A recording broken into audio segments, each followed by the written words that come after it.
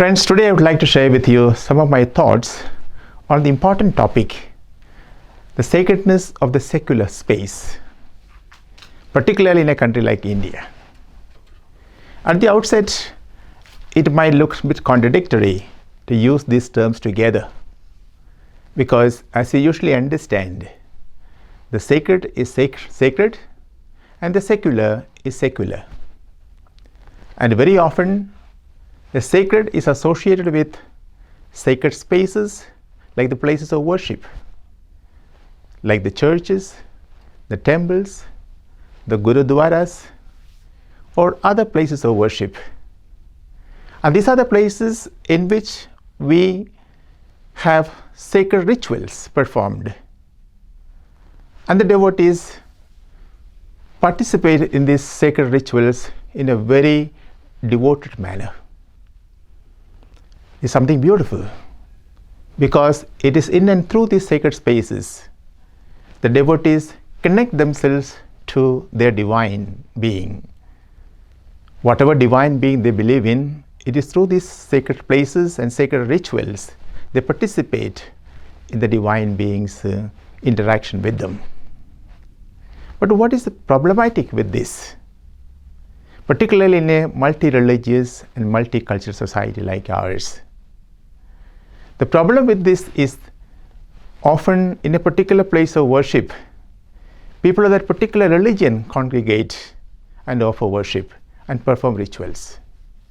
As I said before, it is good. At the same time, you also find people identifying themselves only with their own particular religion and religious identity and religious places, keeping others out of the scope of their particular place of worship. In other words, religious places exclude others who are not belonging to a particular group. What is most important in a society like ours, particularly, as I said before, a multicultural and multi-religious society, we need to create space wherein we can meet beyond these identities. This is something very important. Why? Because it is equally important to meet each other, not on the basis of narrow identities, but on the basis of a larger identity called a national identity. For example, in a sports complex, people belonging to different cultures and religions meet together. Their identities are not divided on the religion or cultures or language. Rather, they get united because of the sports they are involved in or interested in.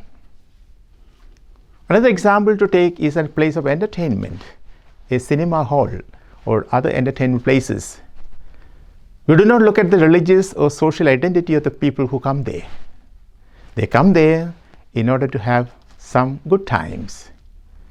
You can list several other places which are secular in nature. And that's what probably we need to promote more in a country, particularly in a situation where some political entities promote identity-based politics, which in turn becomes divisive and polarizing. At a time like this, what is most required is to forge a unity. Unity among people belonging to different religious faiths, people belonging to different religious congregations, people belonging to different cultural and linguistic groups, so that we can meet as human beings. That is the basic identity of every one of us, because we believe that every human being is a child of God, a creature of God. And as a child of God, as a creature of God, we must meet each other as a reflection of that God who has created us. We create so many narrow identities that divide us, keep us apart from each other, and therefore there is a greater need for us to create an alternative approach wherein secular spaces are created, promoted, and popularized among people so that we can meet together as human beings and we can interact as human beings who are in the same boat, because we know as human beings our needs are alike. We yearn for the divine, we yearn for social interaction, friendship, and many other things as human beings. Friends, it's high time that we create secular spaces and consider them as sacred. Only when we consider something sacred, we value it. And therefore, our effort should be, as I understand, is to create more secular spaces wherein we can meet as brothers and sisters. Thank you.